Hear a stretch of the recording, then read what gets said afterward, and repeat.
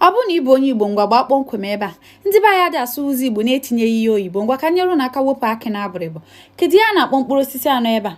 Ya na-akpọ ya bụ nkwụmba, ọ bụghị pineapple. Ke ya na-akpọkwanụ nke a? Ọ bụghị pọpọ. Ya na-akpọ ya bụ ọkwụrụ ezi. Kedu ya na-akpọkwanụ ihe a? Elekere. Kedu ya na-akpọkwanụ nke a? Nduru, ọ bụghị pidgin. Ọ bụghị pidgin. Kedu ya na-akpọkwanụ nke a? Mgbupu. Kedu ya na-akpọ nke a?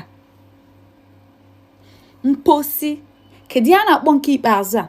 Onye ọbụla achọrọ m iri nri ka ebe ya ejekute nri si kitchen. Ya na-akpọ ya bụ usekwu.